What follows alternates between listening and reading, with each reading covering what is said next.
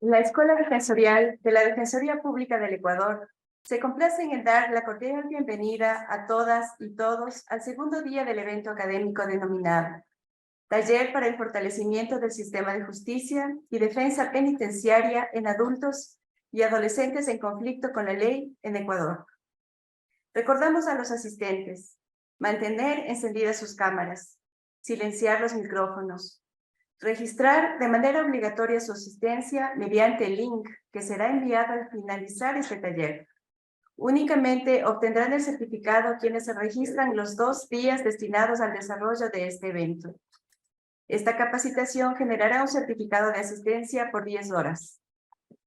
Indicamos también que las personas que se encuentran participando de este taller pueden realizar sus preguntas a las y los expositores a través del chat de Zoom, las cuales serán leídas y contestadas al término de la exposición de cada ponente.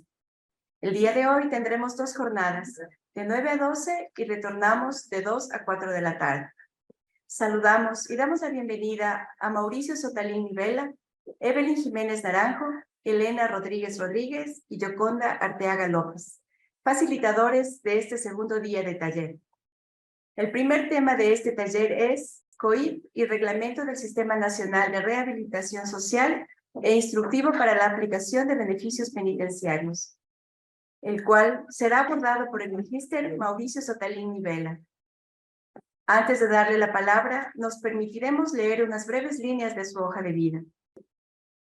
Él es máster en Derecho Constitucional por la Universidad Católica Santiago de Guayaquil, licenciado en Ciencias Políticas y Sociales, abogado de los tribunales y juzgados de la República del Ecuador, maestrante de la Universidad UNIR, España, mención Derechos Humanos, maestrante de la Universidad UID, mención Litigación Oral y Derecho Penal, diplomado internacional en Ciencias Penales y Criminología por la Universidad UID, Quito, Ecuador, funcionario judicial de carrera por 18 años en juzgados de lo civil, Corte Provincial de Pichincha, defensor público de carrera, área penal, defensor pública del área de garantías penitenciarias, director provincial de la Defensoría Pública de Santo Domingo y Los Ángeles. Bienvenido, doctor Sotalín. Muchas gracias, muchas gracias. Buenos días con todos. Voy a compartir pantalla, ¿ya?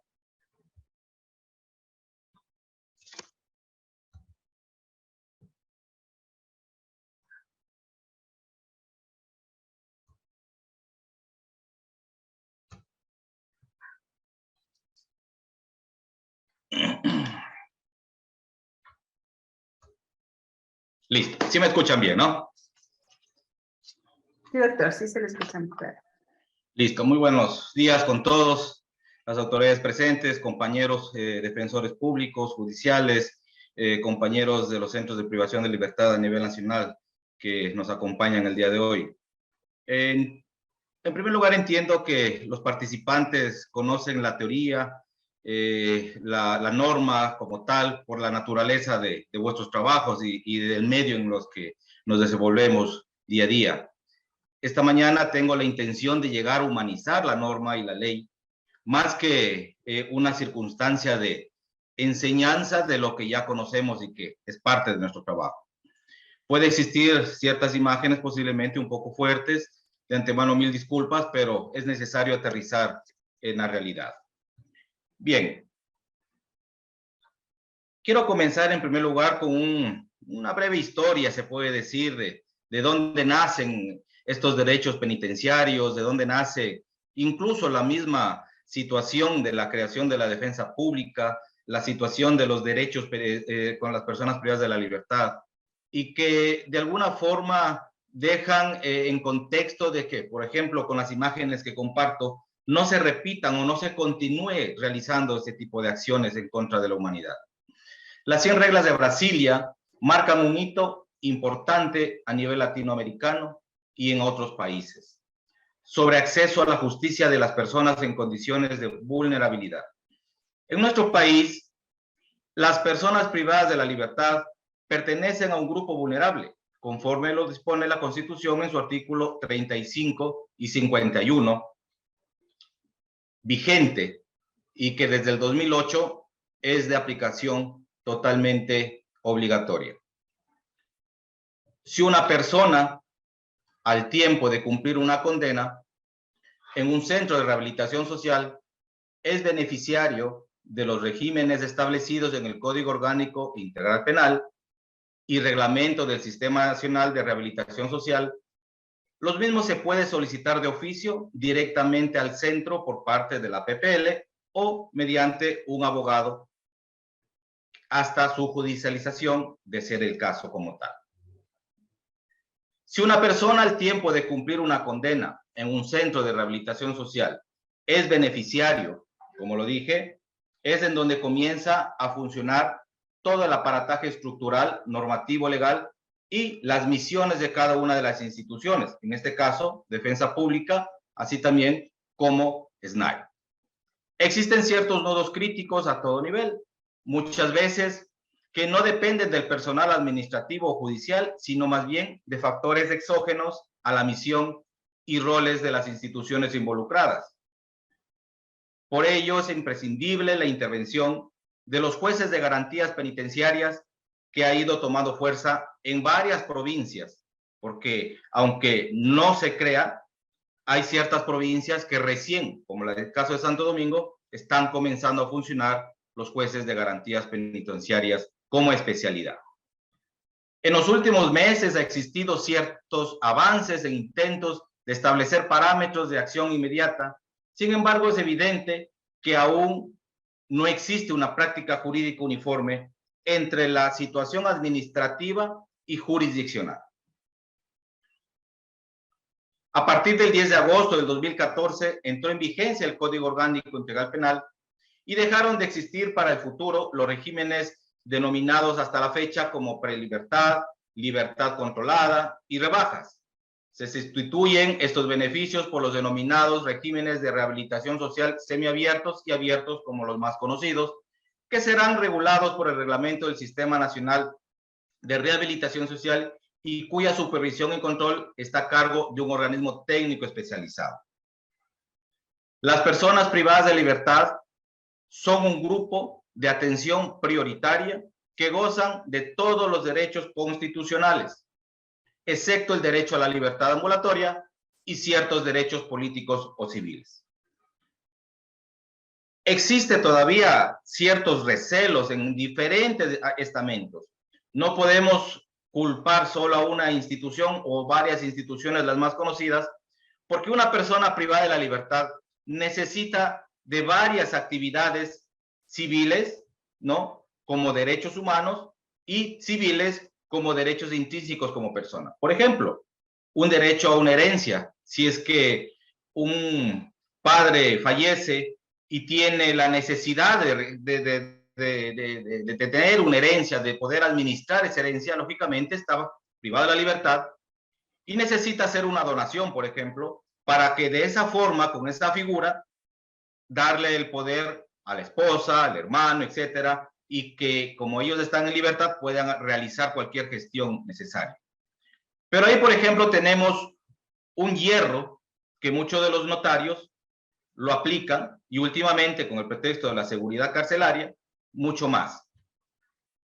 En Santo Domingo hemos tenido casos como este, en donde la notaría se niega a realizar un reconocimiento de firma y rúbrica o se niega a mandar un delegado o asistir dentro del CRS por más seguridades o por más que hayamos mencionado que vamos al área administrativa.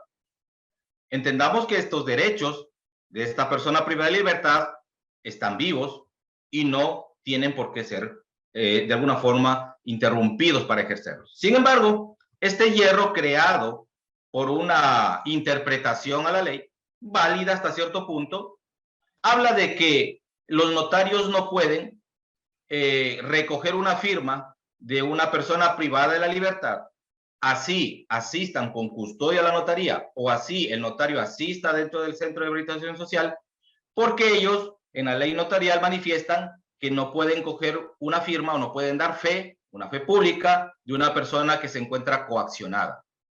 Sin embargo, por más de la explicación que se podría dar, hay ciertos notarios, no todos, que mantienen esta lógica aquí en esta provincia por lo menos, en donde mencionan que el hecho de estar con un Por ejemplo, si van a la notaría y se van a encontrar al lado de él, pues un custodio, ya está coopcionado. Si van al centro de rehabilitación social por el hecho mismo de estar dentro del centro de rehabilitación social, no hay una garantía de que esa voluntad de firmar sea totalmente libre de cualquier coacción y por ende el notario no recoge la firma. Pero se está infringiendo un derecho de la PPL al momento de que no puede ejercer este derecho a la herencia que tiene por sucesión por causa de muerte. Por ejemplo, posteriormente hablaremos ya de las garantías en donde entra todas estas soluciones que se podrían dar a este tipo de cuestiones. Según la Constitución, se le respetan los siguientes derechos a las personas privadas de la libertad. El artículo 51 de la Constitución menciona de no ser sometidas a aislamiento como sanción disciplinaria, la comunicación y visita de sus familiares y profesionales del derecho, declarar ante una autoridad judicial sobre el trato que haya recibido durante la privación de la libertad, contar con los recursos humanos y materiales necesarios para garantizar su salud integral en los centros de privación de libertad, la atención de sus necesidades educativas, laborales, productivas, culturales, alimenticias y recreativas, recibir un tratamiento preferente y especializado en el caso de las mujeres embarazadas en el periodo de lactancia, adolescentes y las personas adultas mayores, enfermas o con discapacidad, contar con medidas de protección para las niñas, niños, adolescentes, personas con discapacidad o personas adultas mayores que estén bajo el cuidado y dependencia. Muchos de los participantes que viven el día a día pueden hacer memoria de que varios de estos ítems o de derechos que hemos mencionado son humanamente imposibles de hacerlos cumplir. Y no por culpa del área administrativa, no por culpa de las instituciones participantes, sino por una circunstancia real que es muchas veces por algo tan sencillo como una falta de presupuesto o una falta de infraestructura. Sin embargo, se hará los modos de alguna manera de poder llegar a buen puerto con la mayor parte de derechos o con parcialidades de cumplimiento de ciertos derechos. Además, las personas privadas de la libertad gozan de los derechos como salud, seguridad social, inviolabilidad de la vida, integridad, debido proceso, etc. En algún lugar del país, recientemente hubo una noticia de que una persona privada de la libertad le obligaban a que se ahorque. Se logró salvar, se encuentra, tengo entendido, en un sitio de seguridad. Por lo general, el sitio de seguridad es los policlínicos. Sin embargo, no existe la denuncia de esa presunta agresión y por ende es difícil poder ayudar cualquiera de las instituciones, Defensoría Pública, Defensoría del Pueblo, la misma dirección de SNAI, etcétera, en algo que no existe una formalidad por miedo, por temor a represalias y porque efectivamente la única escapatoria que tienen estos privados de libertad es rogar que les cambien de provincia, de cárcel, etc. En fin, creo que es muy importante marcar desde el comienzo una diferencia clara de los conceptos de beneficios y garantías. Y eso lo hacemos o lo haremos en el desarrollo de este taller, ya que son dos palabras que significan acciones totalmente distintas y tienen alcances justamente para estos hierros que nos encontramos en favor de las personas privadas de libertad, de sus derechos y especialmente de sus garantías. La una habla de un durante y las otras hablan de un después, de una persona privada de la libertad que permanece en un CPL. La una habla de un derecho de derechos universales y la otra habla de trámites necesariamente de cumplir para obtener algo. Comenzando con los beneficios penitenciarios, quiero en primer lugar mencionar la proveniencia de dónde viene este beneficio, esta palabra como tal, gramaticalmente incluso hablando. Viene del latín beneficio, que significa bien hacer, favor, protección. Es una mejora que experimenta una persona gracias a algo que se le hace o se le da. Lógicamente comenzamos a dar forma en nuestras mentes de que el beneficio penitenciario en sí es hacer algo por recibir algo a cambio. Los beneficios penitenciarios son una serie de mecanismos legales que permiten reducir la duración de la condena impuesta en sentencia firme o el tiempo de efectivo internamiento. Hablar de beneficios penitenciarios creo que para vosotros es un tema muy conocido que no necesita mucha presentación. Para rápidamente hacernos una idea a qué nos estamos refiriendo como tal.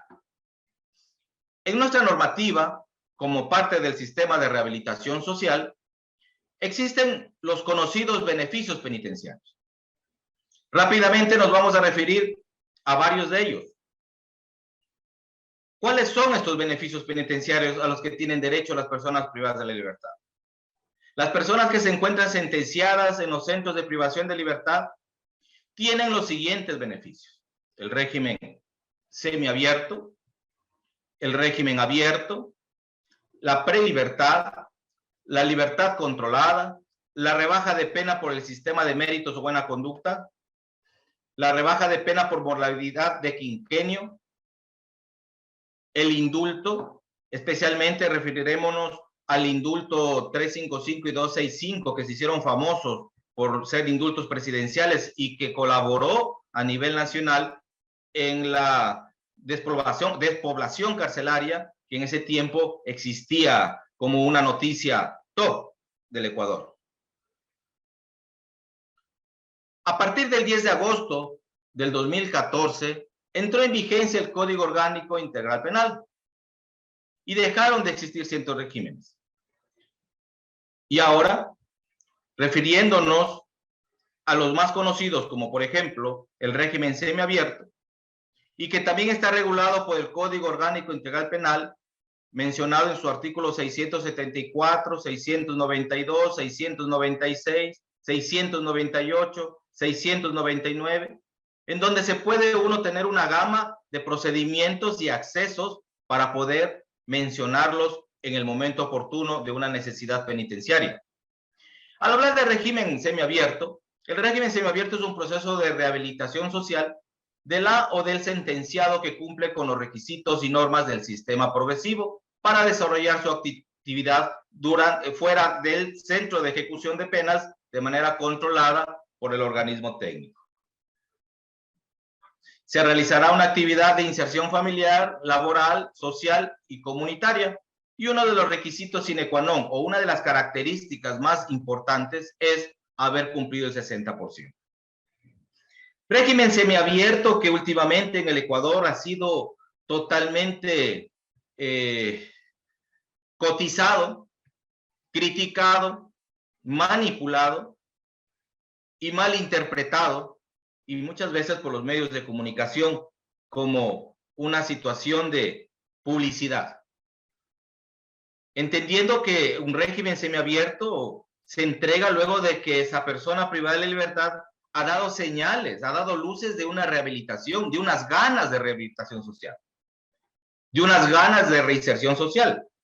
¿Qué culpa tiene el sistema si un delincuente, que por cuestiones de la prensa es famoso, se logra graduar de una profesión de ingeniero, de abogado, de lo que sea, y como muestra tiene buena conducta, tiene cumplido todos los ejes de tratamiento, y lógicamente tanto el sistema carcelario como el sistema judicial no le puede negar un régimen semiabierto a una persona que cumple con los parámetros, más allá de la infracción que haya cometido en su tiempo, lógicamente antes de las reformas que han agravado un poco la situación penitenciaria, y que tiene el derecho humano, de poder acceder a este beneficio penitenciario. Sabemos también que existen ciertos métodos de coacción, que es el hecho del incumplimiento injustificado, que automáticamente el juez inmediatamente ordena la captura, le menciona prófugo, lo captura y tiene que cumplir la pena, con una sanción incluso de no poder acceder a un régimen futuro. Los requisitos, las circunstancias que necesitan cumplir, creo que es conocido por todos vosotros, son documentaciones, son ejes de tratamiento totalmente habilitantes para poder acceder al mismo y que de alguna manera el mismo centro de privación se encarga en conjunto, muchas veces, con las defensorías públicas a nivel nacional. El régimen abierto se entiende por régimen abierto al periodo de rehabilitación tendiente a la inclusión y reinserción social de la persona privada de la libertad en la que convive con un entorno social supervisado por un organismo técnico. Aquí ingresan estos famosos centros de reinserción social, que de alguna manera no todas las provincias lo tienen. Santo Domingo estamos posiblemente tengamos un centro de reinserción social, una dirección de reinserción social, y que uno de los primeros principales requisitos o diferencias es también que tiene que haberse cumplido el 80% de la pena. No podrán acceder a este régimen las personas privadas de la libertad que se hayan fugado o intentado fugarse o aquellas sancionadas con la revocatoria del régimen semiabierto. Sin embargo, en esto puede existir una dicotomía, porque cuando existió acá en Santo Domingo la fuga masiva por cuestiones humanitarias, que es lo que se aplicó dentro de la judicialización de estos casos de evasión, hubo mucha gente que se entregó voluntariamente y que lógicamente estaba entredicho de poder acceder o no a un régimen.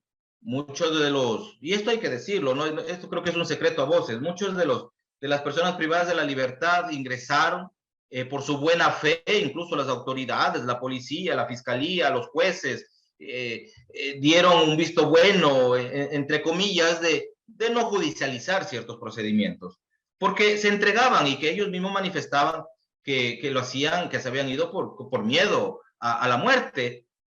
Y las personas perdón, que vieron las noticias o los compañeros de los centros de privación de libertad no me van a dejar mentir, las masacres, las decapitaciones, los desmembramientos que se evidenció, era sin duda una cuestión de vida o muerte el salir de allá.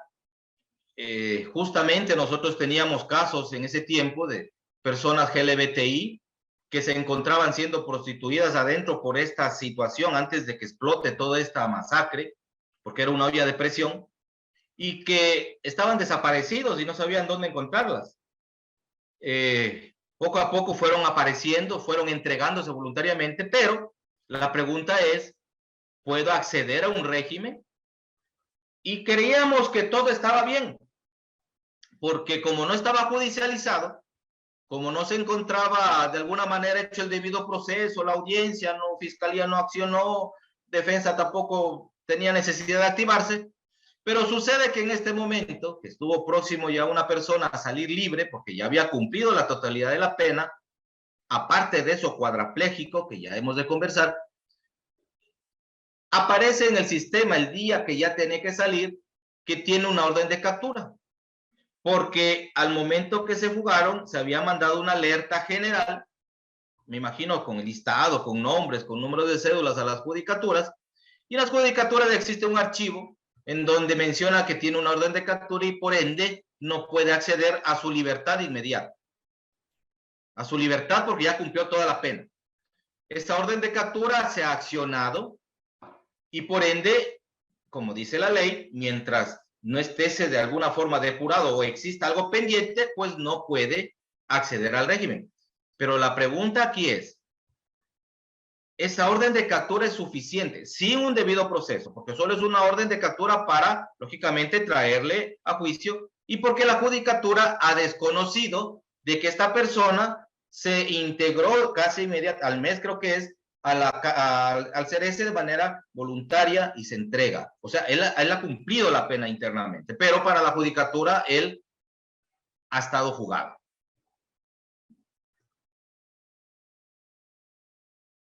Como podemos ver, existen demasiadas aristas, demasiadas problemáticas que tienen que irse de alguna forma subsanando y esa es la lucha de los abogados, de los defensores públicos, de los compañeros de los centros de privación de libertad que de alguna manera también luchan por tratar de hacer un acto humano a personas que de alguna forma han cumplido ya su castigo, ¿no? Por parte del Estado y que tienen el derecho total de salir en libertad. La prelibertad es la fase de tratamiento en la cual la persona privada de la libertad, previo al cumplimiento de los requisitos y normas del sistema progresivo, desarrolla sus actividades fuera del centro de rehabilitación social bajo supervisión y control de la unidad de reinserción social correspondiente. Estoy mencionando estos beneficios penitenciarios, posteriormente lo explicaré, incluso cuál es la norma que aplica para que se haga efectivo estos beneficios en estos tiempos, ¿no? Entendamos que las prelibertades o la libertad controlada, etcétera, son situaciones que por lo general, al menos aquí en mi provincia, ya no tenemos, ¿no? Sin embargo, entiendo que en otros lados existirá personas privadas de la libertad que tendrán que acceder por el tiempo cuando fueron condenados. La libertad controlada es la fase del tratamiento mediante la cual el interno convive en su medio natural bajo la supervisión del régimen y será concedida o revocada por la juez o juez de garantías penitenciarias. Estos beneficios, como ustedes pueden observar, tienen ciertas similitudes a los actuales, ¿no? Sin embargo, pues anteriormente se los denominaba de esa manera. La rebaja de pena por el sistema de méritos o de buena conducta, que incluso fue noticia en estos últimos meses en televisión, porque hubo asimismo, pues un famoso que accedió a este beneficio y que lamentablemente o por cuestiones de rehabilitación social, pues había sido pues un PPL ejemplar, ¿no? Y que tenía el derecho a acceder a este beneficio penitenciario.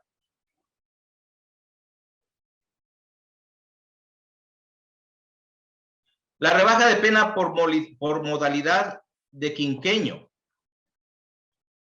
Este era muy famoso en sus tiempos. Hasta lo último, creo yo, en el año 2018 se logró un quinquenio, que había uno que otro por ahí, y que se menciona que es las personas privadas de la libertad con sentencia condenatoria que durante el tiempo de cumplimiento de la pena observar en buena conducta y demostrar el interés por su rehabilitación. Obtendrán reducciones automáticas de su condena hasta por 180 días por cada quinquenio, contados desde la fecha de privación.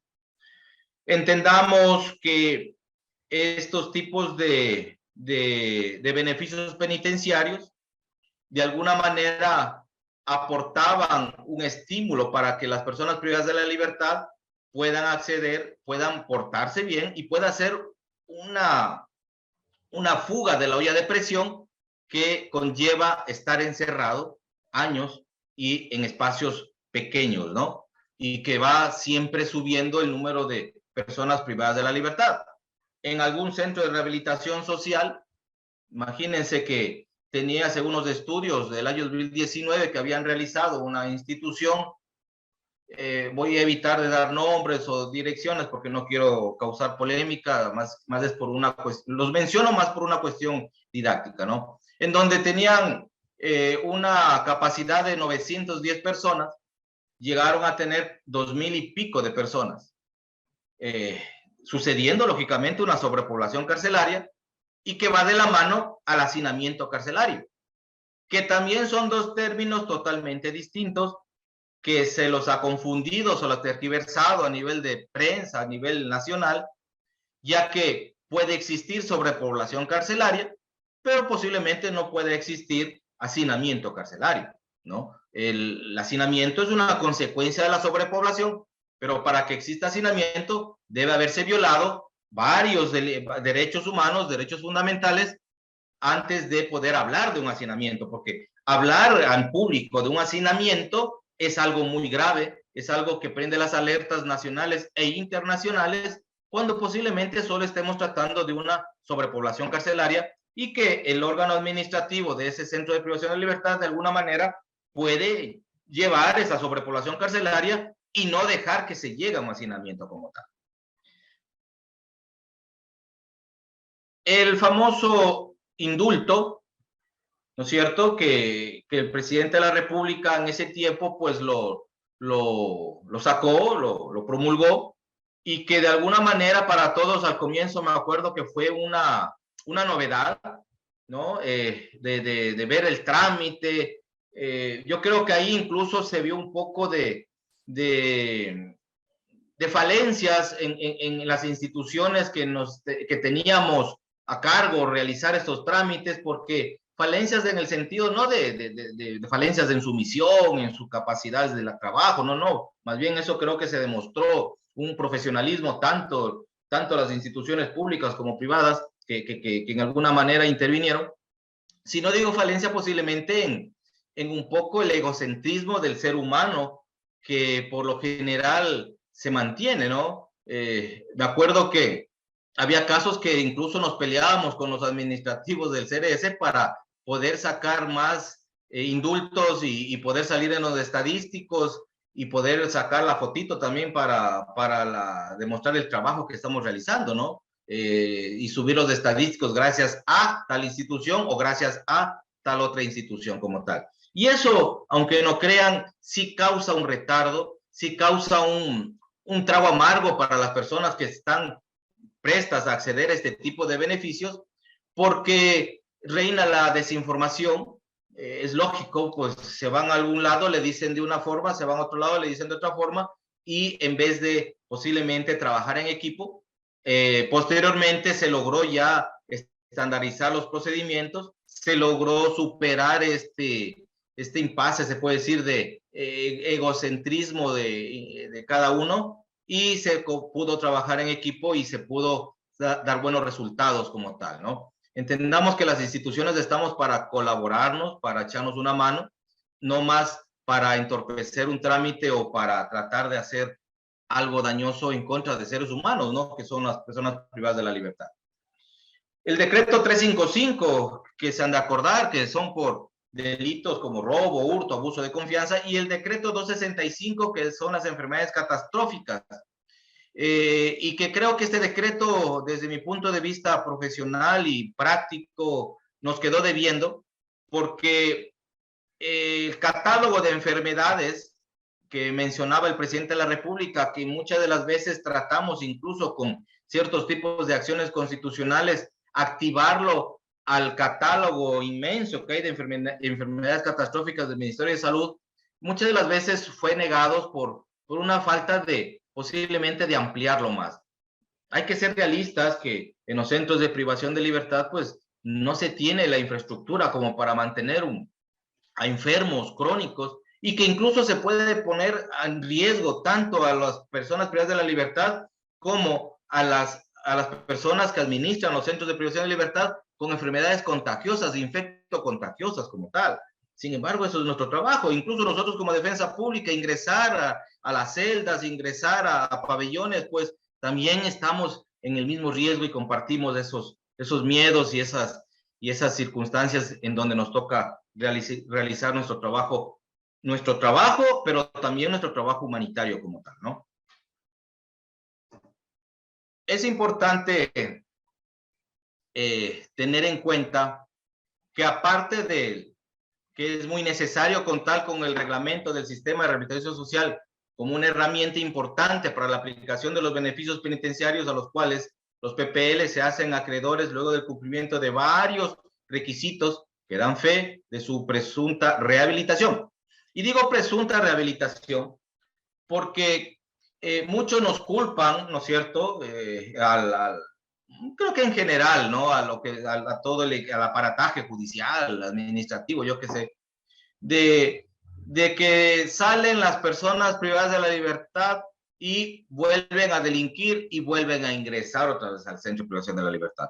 Bueno, eso creo yo que de alguna manera posiblemente no es ni culpa nuestra, ni culpa del sistema, ya es una cuestión de la idiosincrasia social que posiblemente se tenga en Latinoamérica, no solo en el Ecuador, y que es algo que pues se tiene que trabajar desde otros ámbitos, desde otras perspectivas, desde otra política pública, porque hay muchos factores externos, endógenos, que pueden conllevar a que una persona vuelva a delinquir. Por ejemplo, si si ha habido casos acá, casos propios nuestros de defensa pública, que hemos cogido a reincidentes y nos han dicho, vea, yo aquí en el CRS vivo mejor que afuera, porque afuera no tengo familia, no tengo dónde vivir, nadie me da trabajo porque tengo pasado judicial, y por lo menos en el CRS tengo mis 3 comidas, tengo amigos y vivo bien, vivo bajo un techo caliente, ya me conocen, o sea, pretenden convivir y vivir dentro del CRS, ¿no? Antes de que recuperar la libertad. O sea, para ellos ya la libertad pasó a un lujo que no lo quieren.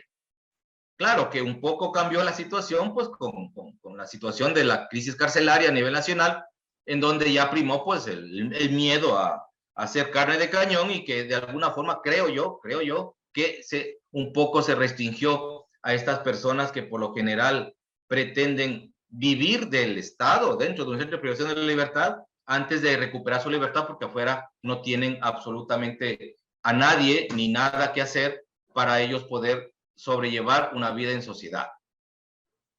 Creo que el reglamento y el COIT son 2 instrumentos totalmente completos para poder organizar, administrar y cumplir con la misión encomendada por la Constitución. Sin embargo, la falta de un presupuesto de acorde a las necesidades de rehabilitación social, al igual que la infraestructura, es casi imposible cumplir con lo encomendado. Y creo que todas las instituciones que estamos el día de hoy aquí sufrimos muchas veces de esa situación y nos toca a nosotros mismos hacernos, como se dice en el argot popular, de tripas corazón para poder ejecutar nuestra misión, nuestro trabajo y tener unos objetivos lo más acordes a los derechos humanos posibles y a la Constitución. Creo que los aditivos que últimamente se han incorporado, y esto es una apreciación jurídica de mi parte, ¿no? Posiblemente compartan o no, pero les quiero hacer conocer.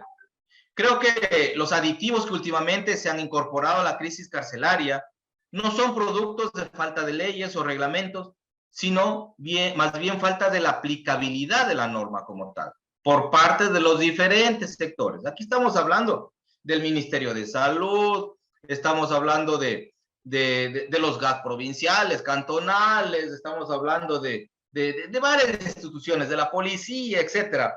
Porque cuando hubo la crisis carcelaria acá en Santo Domingo, aparecieron, como no tienen idea, sin número de fundaciones, ONGs, instituciones públicas, privadas, qué bestia eso era, pero algo de locos. Había en ese momento más instituciones que los mismos administrativos del Centro de Privación de Libertad, y todos querían su parte de hacer algo como tal.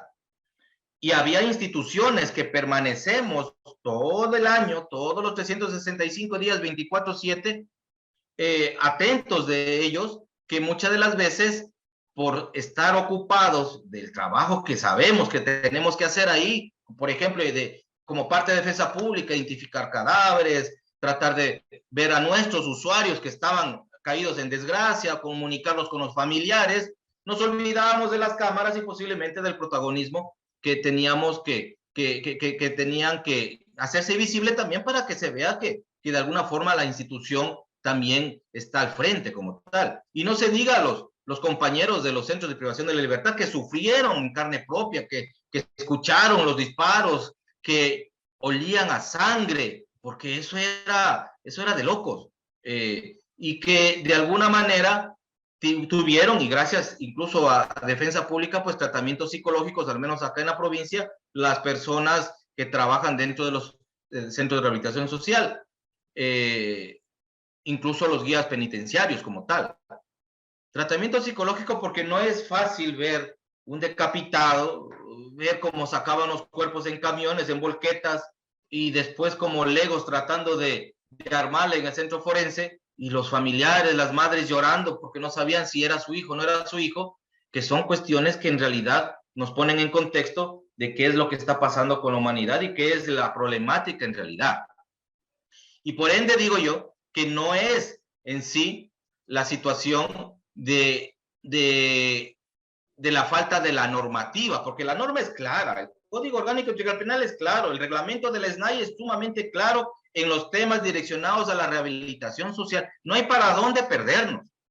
Sin embargo, la falta de aplicabilidad por diferentes circunstancias, incluso por circunstancias de logística, por circunstancias de seguridad, incluso personal, ¿no? No es nada del otro mundo saber, y todos creo que lo sabemos, que pueden ser amenazados, pueden ser coaccionados, tenemos familias, incluso la misma defensa pública muchas veces se siente un poco atemorizada de ingresar a celdas porque efectivamente si ahorita están secuestrando a quien sea y de alguna forma también existe ciertas restricciones de salir de las celdas al área administrativa por parte de las mismas personas privadas de la libertad, ustedes conocen muy bien a qué me refiero, entonces se coarta ciertas prebendas incluso por la gratuidad de nuestros servicios y también incluso por la voluntad de hacer las cosas bien por parte de personas que trabajan dentro de un centro de privación de libertad. Grandes amigos han caído en desgracia y les ha tocado renunciar o les ha tocado salir a buscar otro tipo de trabajo porque no han aguantado ya ciertas presiones inmediatas, no mediáticas, inmediatas que las realizan como tal a estas personas. El instructivo interno para la aplicación de los beneficios penitenciarios contemplados en el Código de Ejecución de Penas y Rehabilitación Social. El objetivo principal de este instructivo como tal tiene el de regular el acceso a beneficios penitenciarios de las personas privadas de la libertad que han cumplido con los requisitos y normas del sistema progresivo de rehabilitación social. Y el ámbito de su competencia está en las disposiciones contenidas en el presente reglamento y que será de aplicación obligatoria para el organismo técnico del sistema de rehabilitación social. Pero algo importante de este instructivo, porque tenemos que, bueno, ustedes ya lo están claros, ¿no? Tenemos que estar claros que este instructivo lo que va a regular es en sí y donde se va a aplicar en sí es para todas las personas privadas de la libertad a nivel nacional que hayan sido sentenciadas con el Código Penal, en concordancia con el Código de Ejecución de Penas y Rehabilitación Social, en el tiempo cuando no existía el COI. Entendamos que cuando se promulgó el COI en el 2014, hubo un conflicto en esos momentos dentro de los CPLs debido a que de alguna u otra manera posiblemente no sabíamos cómo aplicar o el COIP o el Código Penal, etcétera, ¿no? Entonces, yo creo que ahí estaba comenzando a tener más fama los principios de favorabilidad, etcétera, para poder acceder a ciertos beneficios que posteriormente los vamos a conversar. Quienes hayan sido sentenciados a partir de la vigencia del Código Orgánico Integral Penal se regirán a lo dispuesto en dicho código y el reglamento del Sistema Nacional de Rehabilitación Social.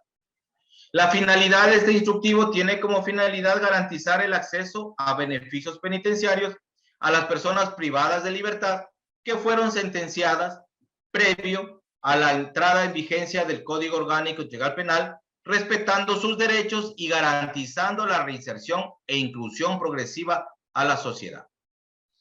¿Sí? Este Código Penal, pues, ya dejó de estar en vigencia y, lógicamente, tenía que haber una continuidad para poder seguir accediendo a los regímenes penitenciarios, a los beneficios penitenciarios de personas que de alguna manera ya habían cumplido con ciertos parámetros, con ciertas circunstancias elementales y poder acceder. Esta es una imagen real de la cárcel de Santo Domingo. No sé si tuve no sé cómo mencionarlo, de ingresar a este centro el día que pasaron los hechos. Como vuelvo y repito, dentro de nosotros como trabajos, como defensores públicos, tuvimos bastantes bajas de personas privadas de la libertad que eran nuestros usuarios, gentes que no tenían infracciones penales graves, sino tranquilas, no eran de peligrosidad para la sociedad en grados altos. Sin embargo, habrá compañeros acá de centros de privación de la libertad que también comparten este sentimiento posiblemente.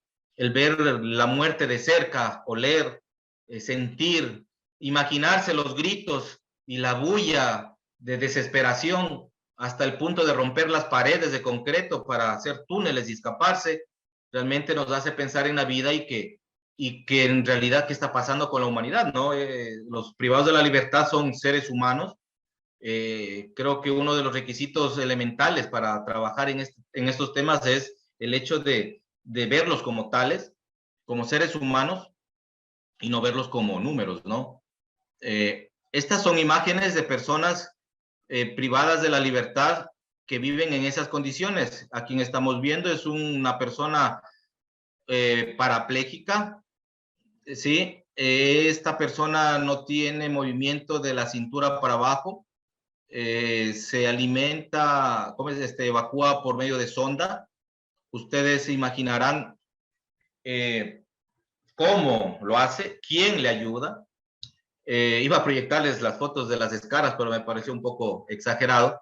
Tiene huecos la parte de donde está el parche en este momento. Son hoyos en la piel, producto de las escaras que le provoca la inmovilidad. Los compañeros del Centro de Privación de Libertad le ayudan, el médico del centro lo ayuda, están, ¿para qué?, desesperados por tratar de ver cómo se lo saca en libertad.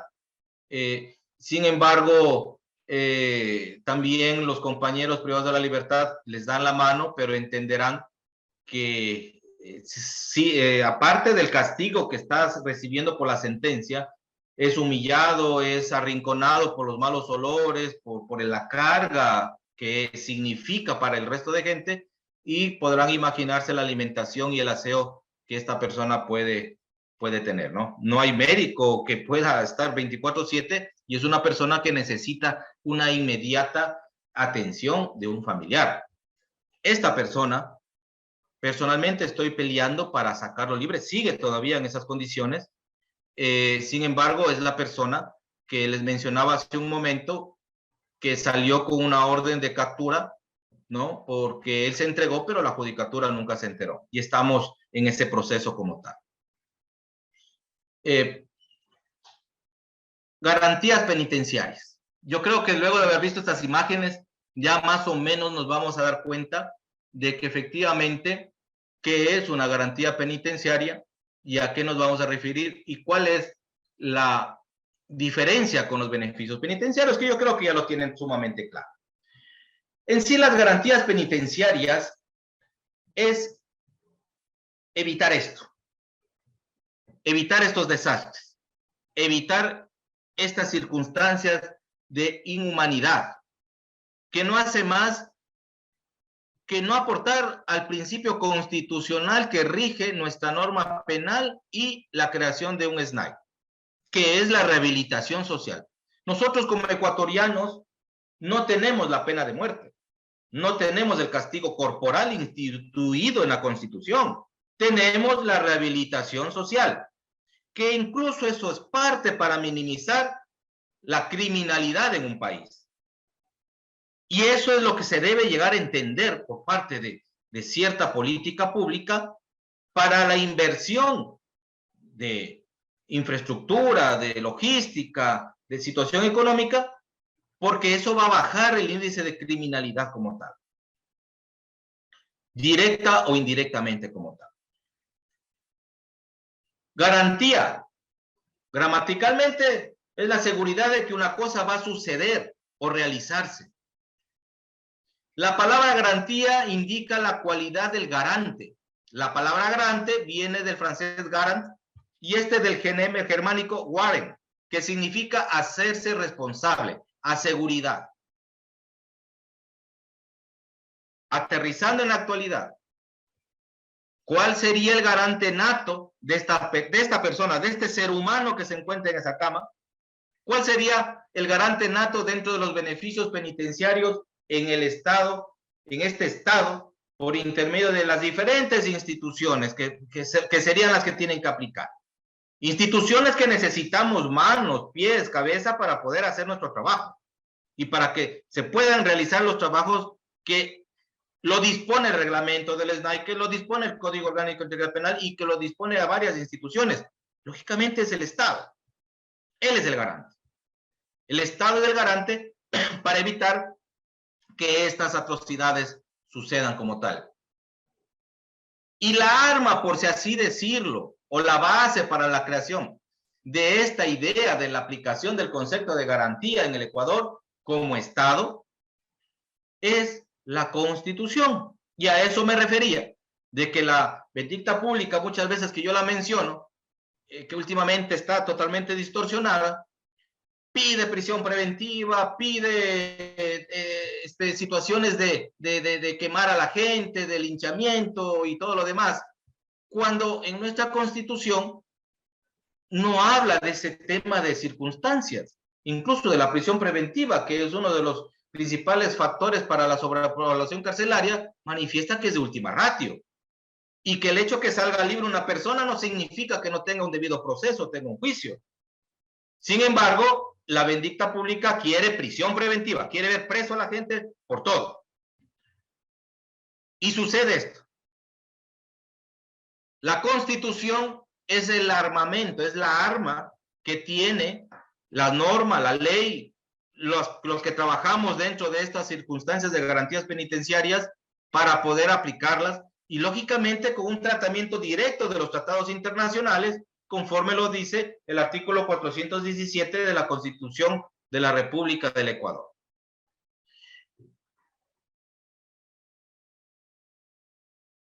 Recordándoles que estamos centrados en un tema estrictamente de justicia y defensa penitenciaria, ¿sí? Porque hablar de la Constitución, de derechos humanos, hablar de tratados internacionales, pues nos abre un abanico inmenso de posibilidades de tratar, ¿no? No solo de derechos penitenciarios, sino de sin número de derechos que se ha logrado a transcurso de los años, ¿no? Pero en esta ocasión, en este taller, estamos hablando de defensa penitenciaria y en ese entorno vamos a continuar avanzando. ¿Qué instituciones ha creado el Estado para lograr la aplicabilidad de estas garantías? Lógicamente, todas las que ustedes ven aquí y mucho más. Todas esas instituciones han sido creadas directa o indirectamente por el Estado en transcurso de los años, de los tiempos. Y más que los nombres o logotipos que ustedes ven ahí, las misiones que tiene cada una de las instituciones. Hay algunas que, por ejemplo, como nosotros no tenemos injerencias en la situación de rehabilitación social, nosotros somos casi como usuarios más bien del centro de rehabilitación social, ¿no? Porque atendemos a las personas privadas de la libertad porque está un grupo vulnerable y porque necesitan el abogado gratuito como tal, ¿no es cierto? Para brindar el debido proceso, el acceso a la justicia, que son los elementos fundamentales de nuestra visión. Y así han de tener cada una de las instituciones, pero que al final de cuentas somos creados para hacer respetar y para evitar la vulneración de derechos más allá de lo que ya está agraviado como tal. El SNAI, Defensoría del Pueblo, Ministerio de Salud, Policía Nacional, Defensoría Pública, las ONGs, etcétera, etcétera, etcétera, incluso la Iglesia, incluso el Ministerio de Educación, son llamados a tratar de colaborar para estas circunstancias. Por ejemplo, estamos en un centro de rehabilitación social y necesitamos que ciertas personas privadas de libertad, como parte de la reinserción social, del trabajo de rehabilitación social, estudien, ¿no? Saquen un bachillerato, se hagan gente de bien, y para ende necesitamos, lógicamente, el Ministerio de Educación, necesitamos el MIES, y necesitamos de infraestructura de empresa privada que puede colaborar. Por ejemplo, aquí, en años anteriores en Santo Domingo, estaban activados los talleres de carpintería, de herrería, incluso hay programas que todavía continúan con los gas municipales, con el gas municipal de aquí, que se recibe bicicletas viejas y los PPLs realizan su manufactura ahí, las arreglan, las pintan y esas bicicletas se regalan en Navidad. Existía la carpintería que empresas privadas regalaban madera para realizar ciertas situaciones de muebles y que los podían sacar a la venta. Iba de viento en popa estas planificaciones, pero lamentablemente con la crisis carcelaria y con lo que sucedió, que ustedes conocen, pues se fueron abajo todos estos proyectos, especialmente los talleres, porque se han de imaginar de dónde sacaron armamento, combos, sierras y todo lo demás, ¿no? Cada una de estas instituciones, como lo mencioné, con sus diferentes misiones de la mano con sus reglamentos o leyes que regulan su actuar. Ahora bien, en este estadio, ¿cómo hacen estas instituciones para realmente aplicar estas garantías impuestas en favor de la humanidad, en este caso de las personas privadas de la libertad? Entre muchas acciones y figuras jurídicas, tenemos los principios constitucionales de las personas privadas de la libertad y que son los mismos derechos humanos que para cualquier persona. Al hablar de personas privadas de la libertad, independientemente del delito que haya cometido, solo se restringe la libertad en ciertos delitos o derechos civiles.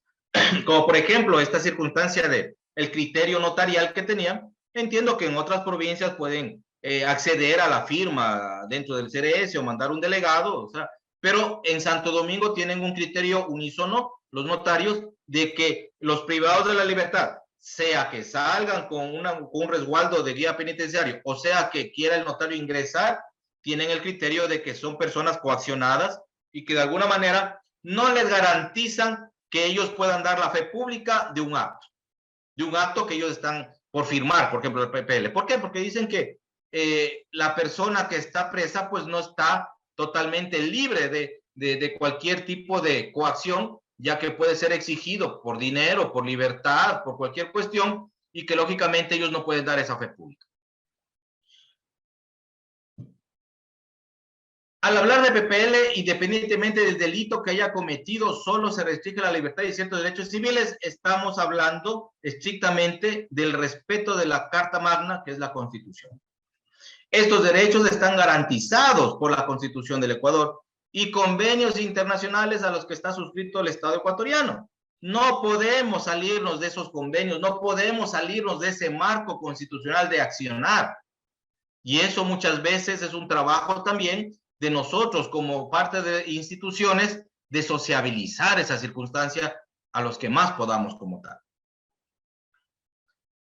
El artículo 51 y 417 claramente lo disponen. Los derechos de las personas privadas de la libertad versus los tratados internacionales de aplicación totalmente directa.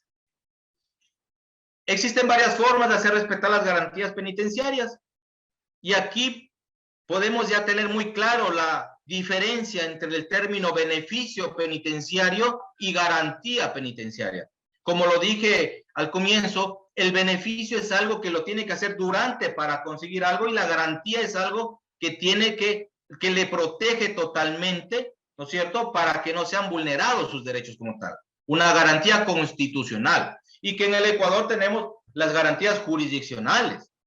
Cuando se evidencia una vulneración de derechos, entre ellas tenemos las que podrían ser aplicadas dentro de la situación de una persona privada de la libertad, puede ser la acción de protección, puede ser la acción extraordinaria de protección, claro que sí. Puede ser el habeas corpus, el habeas data, la acción de cumplimiento. Cualquiera de estas depende de las circunstancias o la situación de la persona privada de la libertad que vaya a querer acceder o que tenga la problemática como tal.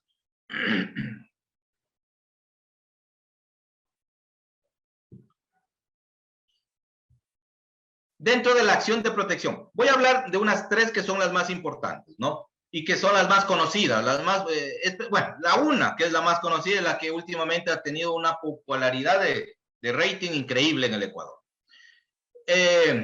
Antes de esta quiero mencionarles, por ejemplo, la acción de protección, que la Constitución del Ecuador en el 2008 creó una herramienta para garantizar que los derechos constitucionales se cumplan efectivamente. Esta es la acción de protección, que es un mecanismo sencillo y eficaz para la reparación de los derechos constitucionales. Así lo dice el artículo 88 de la Constitución. De las mencionadas, creo que la más importante, como lo dije, y por lo menos la más utilizada en estos últimos tiempos frente al tema de garantías penitenciarias, es, lógicamente, la acción de habeas corpus, que muchos lo hemos conocido. Yo creo que antes de la Constitución del 2008, o por lo menos cuando yo conocí los primeros años de Derecho en la universidad, el habeas corpus yo lo tenía identificado simple y llanamente como una circunstancia de que una persona recupera su libertad. Me acuerdo que en ese tiempo era por medio del alcalde, recupera su libertad cuando es ilegalmente detenido, que eso se tendría que justificar. Sin embargo, el habeas corpus es una figura que poco a poco ha ido evolucionando, que hoy en día se ha multiplicado, que recuerdo que anteriormente solo existía un tipo de habeas corpus y hoy en día eso se ha multiplicado, ha crecido 6, 7 habeas corpus, tipos de habeas corpus. Como tal, bueno, y a nivel de Latinoamérica, a nivel del mundo, pues hay más tipos de habeas corpus como tal. El habeas corpus es una garantía jurisdiccional que protege a la persona privada de la libertad y que con la entrada en vigencia de la Constitución del 2008 adecua y extiende esta protección de los derechos de las personas privadas de la libertad, por lo que no se limita solo a proteger la libertad personal solamente, sino que también la vida y la integridad física de las personas, pretendiendo erradicar de esta manera los casos de tortura, trato inhumano, crueles, degradantes. Anteriormente, la Constitución de 1998, la garantía de habeas corpus se legitimaba solo para proteger la libertad de las personas privadas de la libertad. Como pueden observar, hoy en día en el Ecuador, el habeas corpus es un medio por el cual las personas privadas de la libertad pueden acceder a hacer efectivo el derecho de reclamo y queja ante un juez penitenciario. Sí, también hay cómo hacer una queja. Según se ha visto, el habeas corpus tiene aspectos importantes que hoy en día generan un arma de defensa contra la vulneración de derechos dentro de las cárceles. La Constitución Política de la República del Ecuador de 1998, así se llamaba en ese tiempo, mencionaba en su artículo 95 que toda persona que crea estar ilegalmente privada de su libertad podrá acogerse al habeas corpus, ejercerá este derecho por sí o por interpuesta persona, sin necesidad de mandato escrito ante el alcalde bajo cuya jurisdicción se encuentre o ante quien haga sus veces, la autoridad municipal, y en el plazo de 24 horas contadas a partir de la recepción de la solicitud, ordenará que el recurrente sea conducido inmediatamente a su presencia y se exhiba la orden de privación de libertad, que es su mandato inmediato de dejarlo en libertad. Esto es historia. En la actualidad es increíble que funcionaba así el habeas corpus, que intervenía el alcalde y todo lo demás, ¿no? Sin embargo, así se manejaba un habeas corpus. En la Constitución de la República del Ecuador del 2008, en su artículo 89, habla claramente de lo que es el habeas corpus como tal, y que esto es muy importante porque abre las aristas de lo que hoy conocemos como varios tipos de habeas corpus. Y dice, me permito leer, artículo 89 de la Constitución: la acción de habeas corpus tiene por objeto recuperar la libertad de quienes se encuentran privados de ella de forma ilegal, arbitraria o ilegítima por orden de autoridad pública o de cualquier persona, así como proteger la vida y la integridad física de las personas privadas de la libertad. Ahí está la esencia de la producción de más habeas corpus como tal. Y como ustedes ven, hoy en día tenemos otros tipos de habeas corpus, como el restaurativo, el correctivo, el traslativo, el instructivo, el conexo, el restringido. Y también vamos a hablar algo del preventivo.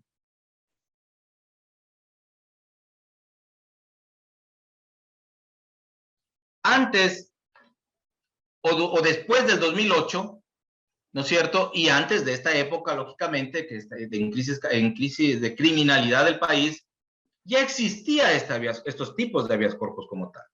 Sin embargo, nadie decía nada, hasta que salieron ciertos famosos, digo yo, los menciono así, que se hicieron beneficiarios y comenzaron a tergiversar la mala utilización de un habeas corpus.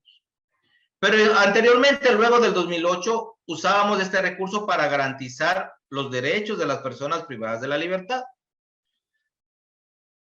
Y la respuesta es no. o por lo menos era poco o casi nada utilizado, en la magnitud como hoy en día se lo hace. Creo que podríamos decir que incluso era inalcanzable tanto por costos, por desconocimiento, miedo de los PPLs a represalias, etcétera, por diferentes factores. No nos olvidemos que acceder a este tipo de garantías constitucionales era un lujo económico, ¿no? Y que un abogado pues cobraba mucho dinero y en cárcel mucho dinero, podrá ser como decirles yo ahorita unos $5, es bastante dinero en cárcel.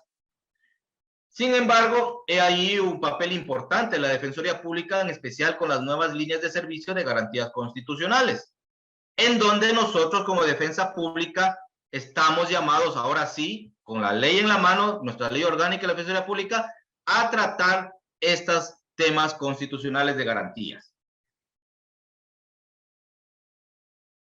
Este trabajo que se lo realiza es un trabajo en donde de alguna u otra manera revisamos como Defensa Pública todos los estamentos que se encuentran dentro de un centro de privación de la libertad, en este caso de Santo Domingo.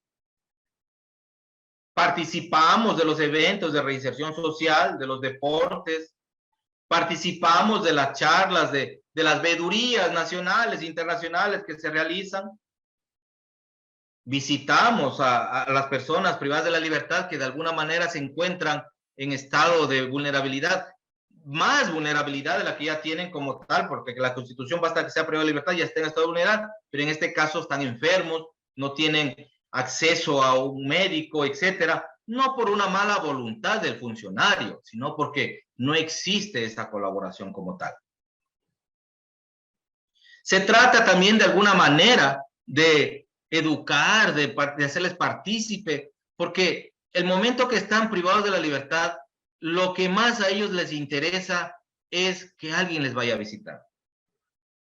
Muchas veces, y lo hago, y lo digo también a título personal, nosotros tenemos muchas cosas que hacer, ¿no? En el aspecto de trabajo, etcétera, y que de alguna manera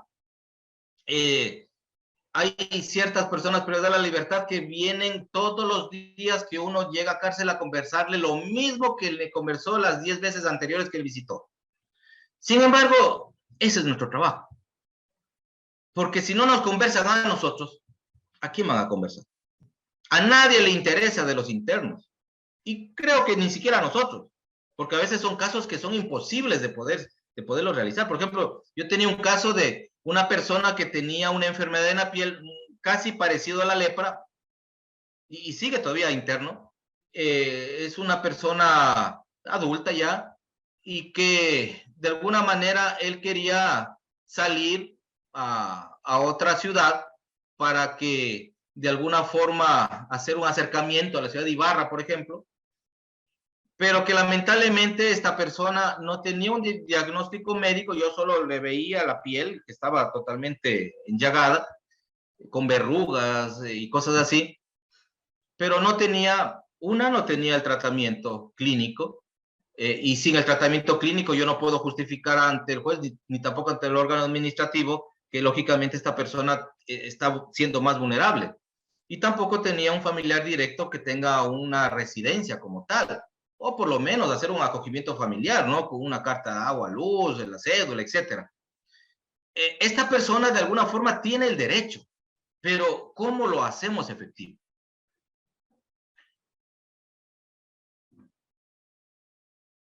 La Corte Constitucional del Ecuador, como máximo órgano de interpretación y administración de justicia constitucional,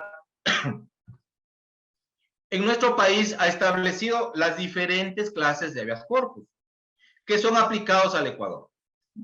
Hay una sentencia como relación y que en algún momento ustedes puedan leerla, que es una referencia para la creación de habeas corpus. Imagínense que es una sentencia de Corte Constitucional que se refiere a la situación de derechos de la naturaleza. Es un caso de un célebre caso de la mona Chorongo, que se llama, y que es una sentencia de la Corte Constitucional número 253-20-JH 2022, y que les recomiendo que la lean, en donde vamos a entender de mejor manera el hecho de la creación o de la, no de la creación, de la pertinencia de la aplicabilidad en el Ecuador de estos tipos de habeas corpus que se menciona como tal.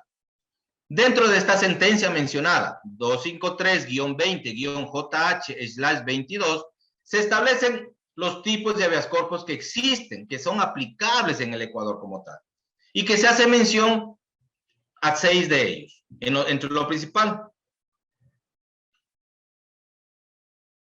al restaurativo, al correctivo, al traslativo, al instructivo, al conexo y restringido, ¿sí? Que incluso estos dos a veces últimos son como un poco confusos como tal. Es preciso destacar que en esta sentencia de la Corte Constitucional no hace mención al habeas corpus preventivo, por ejemplo, y que ya lo vamos a ver que sí existe en el Ecuador ese caso. El habeas corpus restaurativo, y entendámonos muy bien, otra vez les repito, estamos en garantías penitenciarias, ¿no? En garantías penitenciarias totalmente blindado por los derechos humanos, por la Constitución y por los tratados internacionales, muy distinto a lo que vemos en beneficios penitenciarios, ¿no? Y estas garantías penitenciarias, una vez que ya veamos todos estos tipos de habeas corpus, van a ser el arma fundamental tanto del área administrativa de un CRS como de una defensa para poder lograr entender e incluso reclamar derechos que no se pueden acceder por lagunas legales, administrativas o por ciertas faltas de insumos cotidianos que no lo podemos conseguir, como por ejemplo una residencia, pero que pueden prevalecer derechos más superiores, como por ejemplo el derecho a la vida, el derecho a la salud. Así que no es que no hay solución para todo, sin embargo, hay que buscar la manera o la forma o estudiar el caso y tratar de ubicarla en una garantía penitenciaria para poder salir avante. El habeas corpus restaurativo, más o menos lo identifico yo como la situación de una reparación integral intrínseca. Dentro del habeas corpus de este habeas corpus podemos empezar a definir la reparación integral y a su alcance como la restitución de las cosas a su estado inicial, antes de hacerse efectiva la acción o omisión que determinó la violación de un derecho. Siendo que frente a una detención ilegal y arbitraria o ilegítima, se deberá disponer la inmediata libertad de la persona agraviada, que lógicamente la reintegración de ese derecho sería ponerlo en libertad, y que frente a una vulneración del derecho a la salud se deberá disponer la atención médica requerida como mecanismo de reparación integral. En estas últimas líneas es en donde está intrínseco el habeas corpus restaurativo. Por ejemplo, una PPL con enfermedades y que necesita un tratamiento de urgencia como tal. En este ámbito, la reparación integral o lo restaurativo de esta acción, del derecho que necesita esta persona, es la orden inmediata de una atención médica, de un tratamiento o, lógicamente, de alguna circunstancia del Ministerio de Salud que pudiera darle a esta persona para poder apalear esa violación al derecho, en este caso a su salud, a su integridad física como tal. El habeas corpus correctivo. En la legislación ecuatoriana, en este caso anterior, perdón, de restaurativo, hay un caso que sucedió en alguna parte del país, en donde una persona privada de la libertad sale, no se le aplicó este habeas corpus, posiblemente por desconocimiento en ese tiempo. Sin embargo, esta persona se intoxica, ingieren licor etílico artesanal y se intoxican algunas personas, pero esta persona lleva la peor parte, va al hospital casi en coma, pero sale bien. después de una semana, incluso hay videos que le regresan a esta persona en la camioneta pertinente, ingresa caminando, conversando y todo lo demás. Y es un caso que yo creo que tuve hasta pesadillas, porque esta persona perdió la libertad, me acuerdo que fue eso un día sábado, creo que era feriado, si no me equivoco, y esta persona me comienza a enviar unos audios en donde pide auxilio, de una manera que menciona, bueno, lo voy a hacer ilustrativo, ¿no? Para que te digan, doctor, me ahogo, me muero. Entonces, a las 3 primeras llamadas se le entendía y a las 3 últimas se iba apagando la vida, así literalmente. Y después nos enteramos que falleció. Pero fallece porque no se le dio un tratamiento médico, aparentemente, pero otras personas dicen que era una persona que frente al coma que se le produjo por el alcohol etílico, quedó débil en defensas y que al ingresar, pues, se contaminó de una bacteria fuerte y lógicamente eso desarrolló algún tipo de neumonía, yo qué sé, y fallece como tal. En ese caso, al haber tenido conocimiento a tiempo, aplicaba un habeas corpus restaurativo como tal. El habeas corpus correctivo procede ante la amenaza o acto lesivo del derecho a la vida, la integridad física y psicológica o del derecho a la salud de los reclusos o personas que se encuentran bajo una especial relación de sujeción, internados en establecimientos de tratamiento públicos o privados. Es idóneo en los casos en que, por acción o omisión, importen violación o amenaza al derecho al trato digno o produzcan tratos inhumanos o degradantes. Tomando en cuenta que cuando hablamos de privado, estamos hablando de las detenciones en centros de rehabilitación clandestinos, ¿no? Que ya vamos encontrando en Santo Domingo 2, y justamente por temas de deshomosexualización, que a este siglo escuchar esos términos pues es como raro, porque se supone que ya lo hemos superado, esa cuestión de discriminación, ¿no? Incluso constitucionalmente. Pero, por ejemplo, dentro de este habeas corpus podemos también mencionar que hay ciertos centros de privación de la libertad que no sé, bueno, ustedes me los van a creer porque lo han de conocer, no voy a decir cuál, que incluso no tienen agua potable, no tienen agua. ¿Ustedes se imaginan estar en un centro de privación de libertad con más de 900 personas sin agua potable? Eso es, si solo cuando por cuestiones de la vida se nos va el agua en la casa, nosotros nos volvemos locos. ¿Se imaginan a más de 900 personas sin agua potable? Que es, aparte de ser un derecho básico, un derecho humano, es algo tan necesario para la salud, la convivencia, incluso para la vida. Teniendo que tener bidones de agua. Y claro, cada bidón de agua, ¿cuánto costará? Pero ¿saben por qué no tienen agua potable?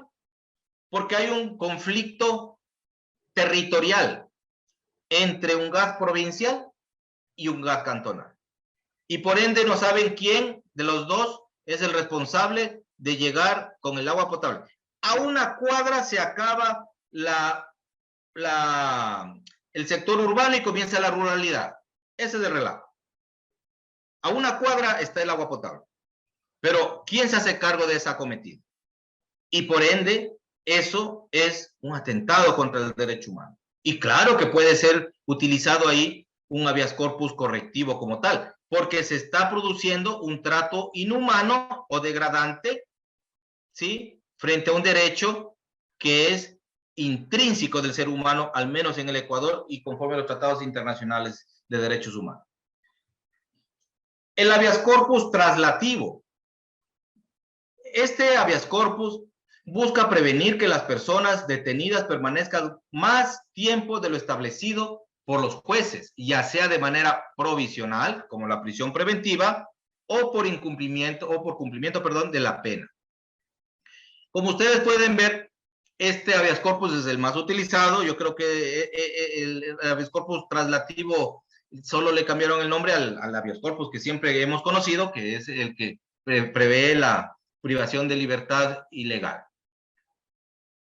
El habeas corpus instructivo. Esta especie de habeas corpus opera frente a las desapariciones forzadas. La Convención Internacional para la Protección de todas las personas contra las desapariciones forzadas establece que se debe entender la misma como el arresto, la detención, el secuestro o cualquier otra forma de privación de la libertad que sean obra de agentes del Estado o por personas o grupos de personas que actúan con autorización, el apoyo o la aprobación del Estado. Si bien con su interposición no se obtiene la libertad, y esto es muy importante porque, por ejemplo, yo tengo algunos casos acá en Santo Domingo de adultos mayores que están en otro ámbito, no privados de la libertad, no en otro ámbito, que están detenidos, escondidos, encerrados, arrestados, digámoslo así, privados de su libertad, en la parte de atrás, en la bodega de la casa de hacienda de los hijos, ¿no? Y lógicamente que es casa de los abuelitos, ¿no? Y que de alguna forma nadie sabe dónde está, o sea, realmente no saben ni los familiares ni nadie, pero de ahí alguien se da cuenta y lo trata de poner en contexto legal. Ahora la pregunta es, ¿qué saco rescatando a ese adulto mayor? ¿A dónde lo mando? El MIES no me da partida para que ingrese al centro geriátrico. El Ministerio de Salud tampoco, porque no es su función. A mi casa no lo puedo llevar porque no tengo dónde ponerlo. Entonces, también hay que ver que ciertos derechos se complican por otras circunstancias externas que de alguna manera podemos recuperar el derecho, pero ¿cómo lo mantenemos vivo al derecho?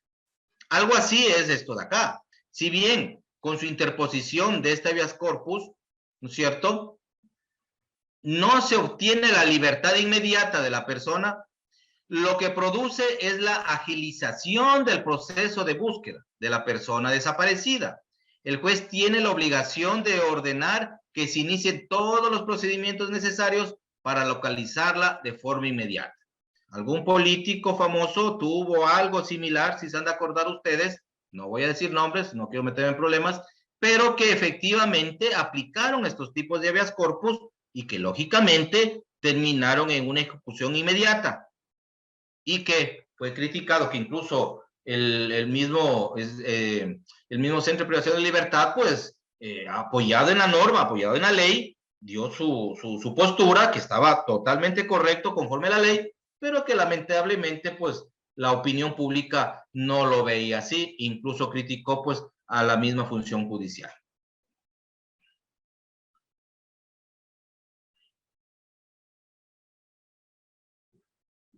En el habeas corpus instructivo se reconoce también como una referencia en el artículo 43 de la Ley Orgánica de Garantía Jurisdiccional y Control Constitucional, específicamente en su numeral 3, como referencia a los demás. El habeas corpus conexo. Aunque a través del proceso de habeas corpus conexo es posible tutelares de derechos fundamentales distintos a la libertad personal, y esto va de la mano con el artículo 89 de la Constitución de la República del Ecuador. Ello solamente es posible si entre los mismos existe un grado razonable de vínculo y enlace. Es decir, cabe analizarse cuando se presentan situaciones no previstas en el tipo de habeas corpus anteriores, como la restricción de derechos a ser asistidos por un abogado defensor libremente elegido desde una persona, desde que una persona es citada o detenida, o de ser obligado a prestar juramento o obligado a declarar o reconocer culpabilidad contra uno mismo o contra el cónyuge, entre otros.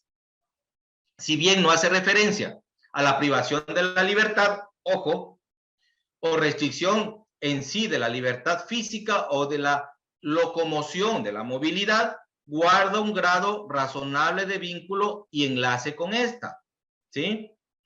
Les voy a dar un ejemplo para que tengan claro. Pablo Jurado es un nombre ficticio, ¿no? Interpone una demanda de habeas corpus conexo en contra del juez de la Unidad Judicial Penal del Cantón Santo Domingo. por cuanto no se le permite ejercer su defensa a través del abogado de su libre elección, situación que retarda su juicio y ha causado su detención hasta la actualidad. En ese momento se aplica el habeas corpus conexo como tal.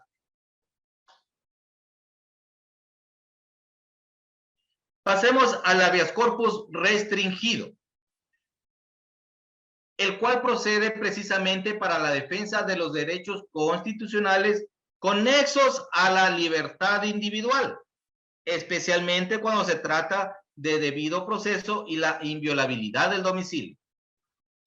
Un ejemplo, los seguimientos perturbatorios carentes de fundamento legal, por ejemplo, puede ser de la Policía Nacional, y o provenientes de órdenes dictadas por autoridades competentes. Las reiteradas e injustificadas citaciones policiales, las continuas retenciones por control migratorio o la vigilancia domiciliaria arbitraria o injustificada, entre otros. Una vez propuestas este habeas corpus, lógicamente el juez tiene la obligación que en 24 horas debe presentarse esta persona a audiencia y realizar toda el protocolo del debido proceso y lograr una activación inmediata de su derecho constitucional. Hay un habeas corpus que está entredicho, digo yo, en el Ecuador, porque la Corte Constitucional todavía no se ha pronunciado de una total validez, luego de un incidente político legal, digámoslo así, que sucedió en el país en años anteriores. Estamos hablando del habeas corpus preventivo, ¿no? ¿Qué habla del habeas corpus preventivo? El habeas corpus preventivo es una figura controvertida dentro de nuestra legislación. El debate radica en determinar si efectivamente este tipo de habeas corpus es aplicable dentro de nuestra legislación. No existe pronunciamiento de la Corte Constitucional, como les había mencionado, y este podría ser utilizado en los casos en que, no habiéndose concretado la privación de la libertad, existe, empero, la amenaza cierta e inminente de que ello ocurra. Es decir, no está privada la libertad, pero puede suceder, con la vulneración de la Constitución y la ley de la materia. Yo tuve un caso aquí en Santo Domingo, en donde una persona infractora de drogas lo condenan, por ejemplo, a 3 años de prisión. Esto sucedió en el cantón, en Manabí, en la provincia aladeña de Santo Domingo. Sucede que esta persona le condenan, él da un número de cédula, un nombre que no era de él. Sin embargo, pasan todos los filtros que ustedes se pueden imaginar y le dan la sentencia y va preso. Va preso a una cárcel de Manabí. Cumple el 60% y se hace beneficiario de su régimen semiabierto. Y el momento que se hace beneficiario del régimen semiabierto sale para las firmas. Pero hasta ahí todo tranquilo. Cuando pasa el tiempo y esta persona no se acerca a firmar, la fiscalía activa y dice al juez de que se le revoque el beneficio penitenciario por cuanto no está cumpliendo con las firmas. En ese momento se localiza a la persona XY original que vive en Santo Domingo. Un comerciante de buena familia, ingeniero, trabajador, etcétera, que lamentablemente, digo lamentablemente porque le metió un problema, era hermano de esta persona que era por parte de otro papá. Pero sucede que esta persona iba a ser afectada por una orden de captura y prisión para que cumpla la pena de 3 años o más que le habían dado. Pero sucede que esta persona no era la persona que infringió la ley, ni tampoco la persona que estuvo presa, ni tampoco la persona que delinquió. Hubo una suplantación de identidad.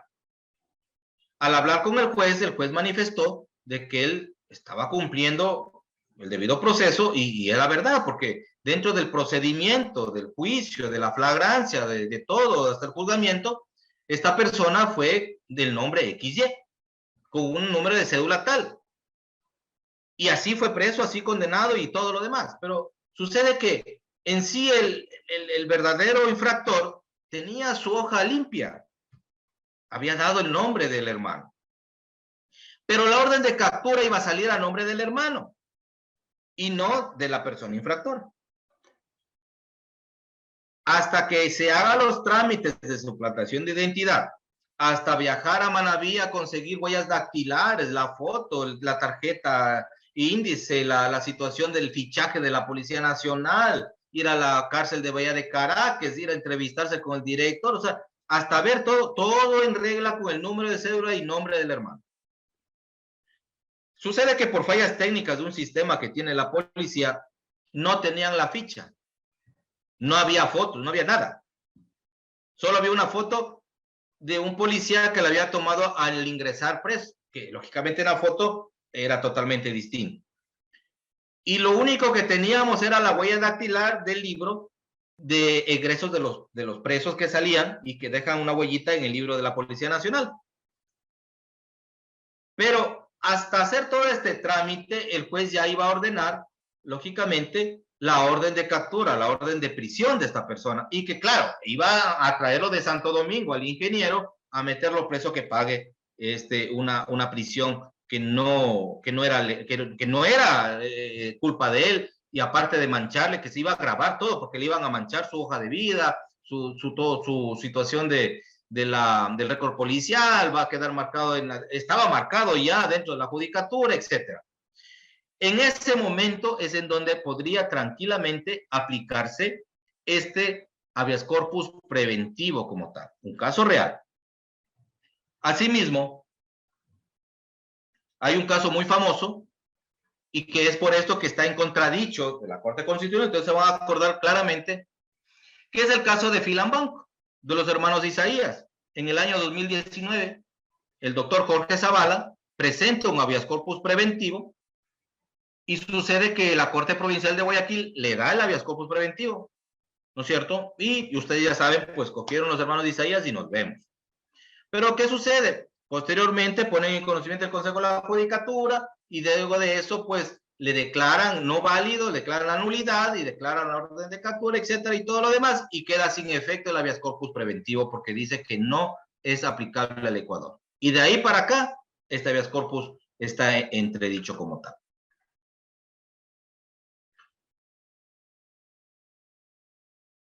Yo creo que dentro de estos ejemplos que mencioné verbalmente, pues están muchos de los habeas corpus que se pueden poner como garantías penitenciarias y que de alguna manera eso nos va a ayudar a hacer mejor nuestro trabajo, ya que no debemos estar pendientes únicamente de la normativa penal o de reglamentos, sino de buscar la manera de poder encajar en una garantía penitenciaria el reclamo de un derecho que posiblemente por lagunas administrativas o legales no se puede efectivizar como tal. Evitar ahorcados, evitar mujeres embarazadas dentro de la privación de libertad. Yo me acuerdo como anécdota en Santo Domingo, bueno, eso es algo real, ¿no? Posiblemente en otras provincias son un poco, digo yo, más actualizados. Había un criterio acá de que efectivamente a mujeres embarazadas, bueno, en general, el arresto domiciliario no era aplicable porque no es una situación de beneficio penitenciario, sino es una simplemente medida cautelar. Pero sucede de que una mujer embarazada se le propuso un habeas corpus para darle un arresto domiciliario debido al derecho pro hombre como tal. Y el juez lo aceptó como tal. Y de ahí en adelante hemos sacado más. Para ir avanzando, hay otras circunstancias como por ejemplo el principio de favorabilidad. Este principio, a pesar de que no es una garantía penitenciaria, Este principio se puede considerar como una garantía penitenciaria, puesto que tutela el derecho a obtener una rebaja de pena. El principio de favorabilidad trae consigo evitar la situación jurídica de una persona que se siga empeorando o manteniendo por el imperio de una norma como tal. La Convención Americana de Derechos Humanos, en su artículo 9, habla claramente sobre el principio de legalidad y de retroactividad. Nadie puede ser condenado por una acción o omisión que en el momento de cometerse no fuera delictivo. Según el derecho de aplicable, tampoco se puede imponer pena más grave que la aplicable en el momento de la comisión del delito. Si con posterioridad a la comisión del delito la ley dispone la imposición de una pena más leve, el delincuente se beneficiará de ello. Por medio de los jueces de garantías penitenciarias, las personas privadas de la libertad tienen el derecho de acogerse a este principio que regula y protege la vida de la persona. La Corte Interamericana de Derechos Humanos ha observado a nivel Latinoamérica que en los últimos años ha existido un número importante de muertes de PPL en las cárceles cuyas causas han sido productos de la falta de prevención y atención oportuna de las autoridades judiciales. Ante la situación planteada surge un problema social que existe dentro de las cárceles por la vulneración del sistema de los derechos y principios constitucionales. Si esto estamos hablando de la región, imagínense en el Ecuador como tal. También es importante mencionar que dentro de la situación constitucional de garantías, no comparto la terminología o lo mencionado de decir vamos a reformar el reglamento, vamos a reformar el código, como una situación de solución a esta problemática. Yo creo que eso lo que más hace es alertar a la ciudadanía y ver como que tenemos leyes que nos sirven, y es al contrario. Yo creo que lo correcto sería de hablar de una actualización de ciertos requisitos y que lógicamente va a entrar por intermedio de una reforma, pero minimizar el impacto social, porque eso también agrava la situación de una persona privada de la libertad. Hay otro principio que también yo lo categorizo como otra garantía penitenciaria, digo yo, que es el principio de la celeridad procesal. Imagínense que los trámites muchas de las veces por tratar de cumplir los protocolos, y ahí es donde yo digo que se tiene que actualizar ciertos procedimientos, ciertos requisitos, que puede ser, por ejemplo, una descentralización de ciertas acciones que se realizan en ciertas instituciones y traducirlo al término real de qué significa celeridad, la rapidez, la velocidad o la prontitud del movimiento de la ejecución de algo como tal. Y esto mezclándole con el derecho procesal, es el conjunto de normas que regulan el proceso judicial, es decir, que regula los requisitos del desarrollo y los efectos del proceso. El artículo 169 y 75 de la Constitución habla claramente sobre lo mencionado. La celeridad procesal como norma constitucional es un principio que debe ser aplicada por los órganos jurisdiccionales y administrativos a fin de que todas las diligencias que deben evacuarse en una contienda judicial sean rápidas y eficaces, y mucho más en temas de garantías penitenciarias. Relativamente en los últimos años en el Ecuador, debido a las grandes masacres que todos conocemos, que todos hemos escuchado, se está convirtiendo en una garantía indispensable de aplicar y exigir para que la ejecución de las garantías penitenciarias sean efectivas. ¿Cuántas personas murieron estando a la puerta de salir libre? Yo tuve 2 casos que salían el día de mañana, por ejemplo, y el día de hoy sucedió la masacre. Murieron. Temas de seguridad de los internos por amenazas, por traslados, que son problemáticas entre ellos, ¿no? Internas, que las instituciones públicas no tenemos nada que ver, pero que suceden como tal. Los temas de salud, etcétera. Cuando nos encontramos frente a retardos producidos por vacíos administrativos legales e incluso en ese injusto no consentido de cumplimiento de la misma norma, y esto es importante, es donde se debe aplicar los beneficios y especialmente las garantías penitenciarias, porque tenemos que hacer prevalecer el derecho más benigno, el derecho más superior, el derecho humano más superior de esa persona que está en este marco. Garantías que deben evitar activar el aparato judicial intrínseco, real, con reclamos, sin el miedo a las represalias de ninguna jurisdicción. Reclamar y lanzarse una aventura, como por ejemplo lo que le comentaba de la mujer embarazada. Aquí en la provincia, arrestos domiciliarios, decían los jueces que era aplicado únicamente como medida cautelar. Y yo solicité a una mujer embarazada para que salga a la casa y que lógicamente eso era bajo el principio pro hombre, pro derecho humano como tal. Para concluir, quiero ser muy enfático en esto, que para hablar de garantías penitenciarias, beneficios penitenciarios, o para trabajar dentro de un centro de privación de libertad, o en el área de garantías penitenciarias de la Defensoría Pública, es necesario despojarse de conceptos y estereotipos en sí, intrínsecos, estereotipos sociales, ya que mirar a las personas privadas de la libertad como seres humanos sin juzgar la infracción penal, alejándonos de pasiones hasta personales o familiares mismos. Alejarnos del concepto errado que tiene hoy en día la vindicta pública, que en estos tiempos pide violencia por violencia, sangre por sangre. Hacer entender a la sociedad el rol, la importancia que implica en el sistema de justicia aplicar la Constitución y los derechos humanos. Hacer entender a la sociedad y a muchas instituciones públicas y privadas que los derechos humanos son el resultado de una evolución por el respeto a los derechos fundamentales para la existencia y que es parte y que es para todos y que en nuestro organigrama como Estado el castigo lo imponen las leyes y sus delegados. Y ya no más.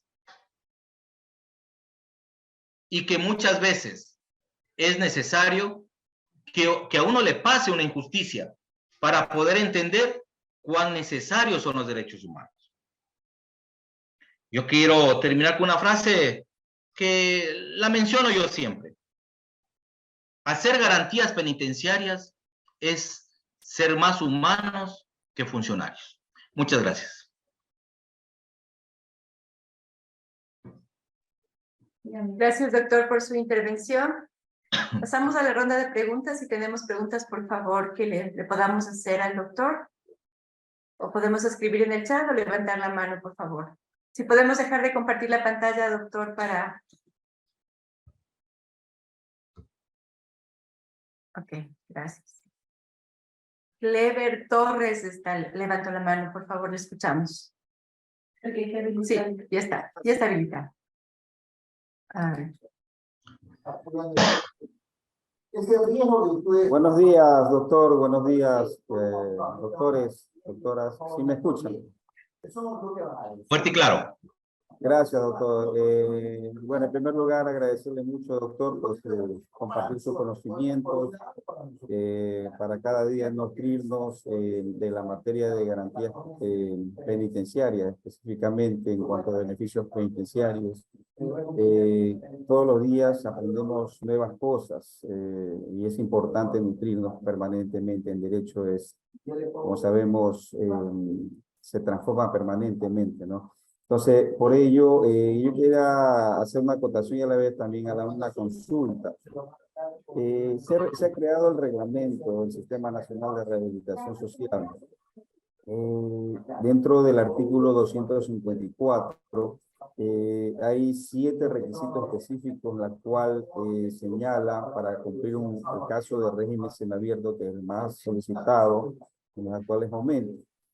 Pero hay un punto, el numeral 7, en la cual solicitan informe psicológico y una serie de diplomas, de actividades individuales, grupales, desde el inicio, cuando la persona es sentenciada, ya con razón de ejecutoría o ejecutoría de la sentencia, para empezar un plan individualizado de cumplimiento de la pena. Pero como sabemos, muchas veces personas aquí tienen 15 años, 20 años de sentencias y ya están privados de libertad muchísimos años, y en las cuales no hay un seguimiento en cuanto a este tipo de documentación. ¿Por qué? Porque ¿Y este le socializa ahorita o más tarde? públicos Porque ya socialicé los cambiados el de privados de libertad. y no Ajá. hay esa respectiva información. Eso por una parte, pero nosotros recopilamos toda la documentación, enviamos a la Comisión de Beneficios Penitenciarios en planta central y viene una resolución favorable. Pero resulta que cuando se presente esta documentación al expediente ante el juez de garantías penitenciario competente, los jueces, algunos jueces, lamentablemente, no aceptan ese tipo de información por cuanto no hay un seguimiento, no hay una información, en este caso, permanente en cuanto a ese punto que estuve señalando, el artículo 254. Y es negado, especialmente la prelibertad. Y a pesar de que hay una resolución favorable, muchas veces dice que eso no es vinculante. El juez menciona de que no es vinculante para él, que hay una resolución favorable de la Comisión de Beneficios Penitenciarios. Entonces, de ese punto de vista, es decir, ¿qué hacer en cuanto a plantear de pronto una reforma a ese reglamento? O en tal caso también referente al requisito mismo que solicitan. Por ejemplo, hay ciertos jueces que solicitan una declaración juramentada de vivienda y de trabajo, cuando sabemos cuando no hay trabajo ni siquiera para las personas profesionales en la sociedad. Entonces, imagínense un privado de libertad que solicita una declaración juramentada de trabajo, hace una gran inversión la familia, el gasto, en cuanto a ese tipo de documentación.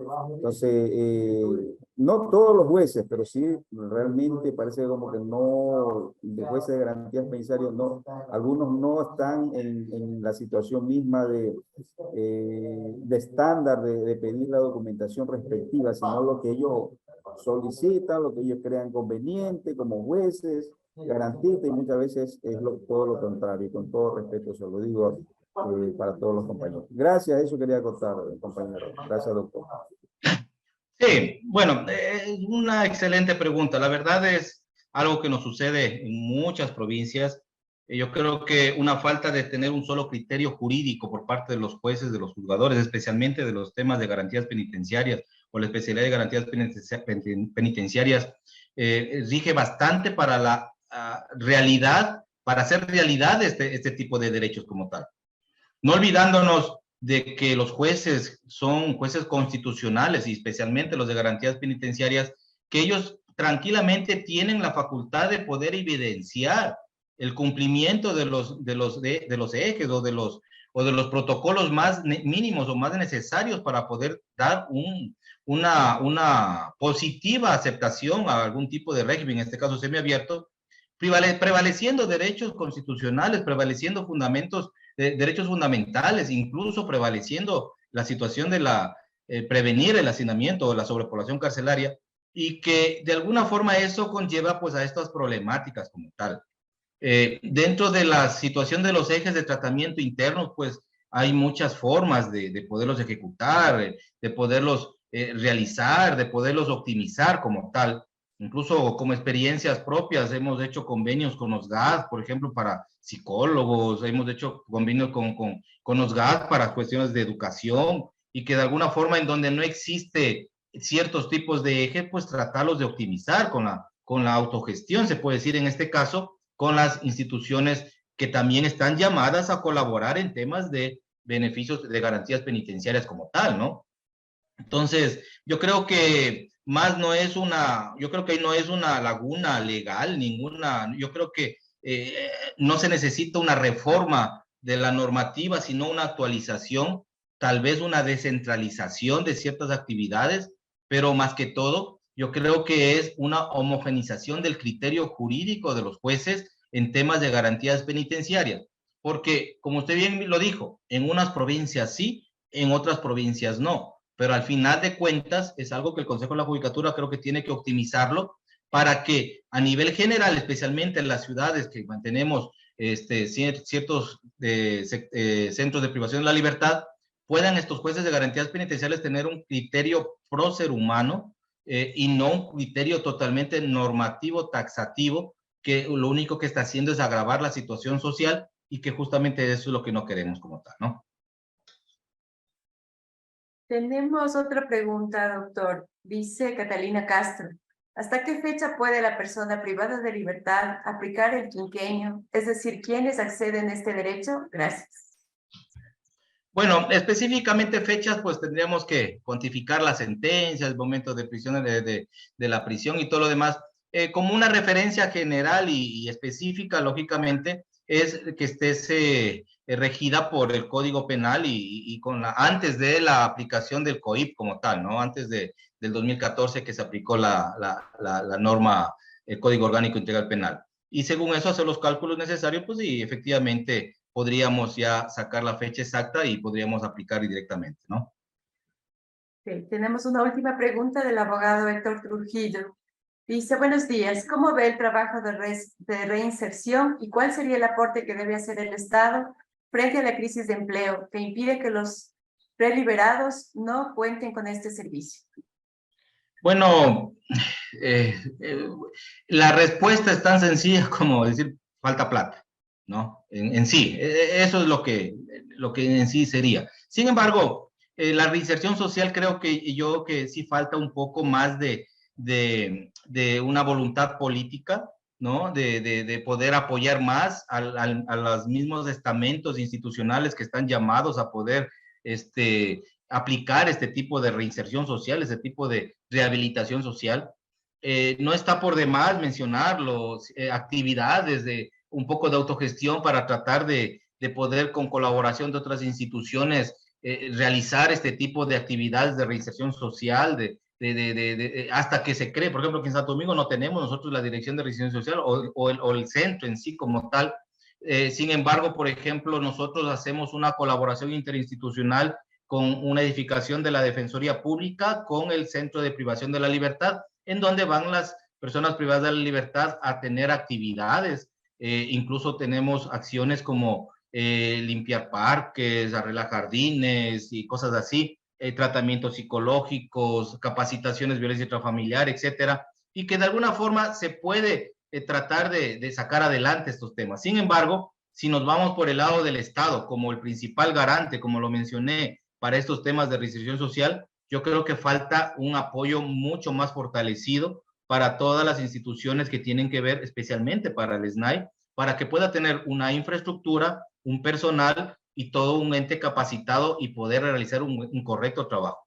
Yo creo que los esfuerzos que se están realizando por parte del SNAI posiblemente no son suficientes, sin embargo, lo mejor que se puede hacer es tratar de colaborar interinstitucionalmente y los que podamos, pues de alguna forma, aportar con granito de arena para que esta reinserción social se haga una realidad como debe de ser como tal. Gracias, doctor Sotalín, por su importante participación.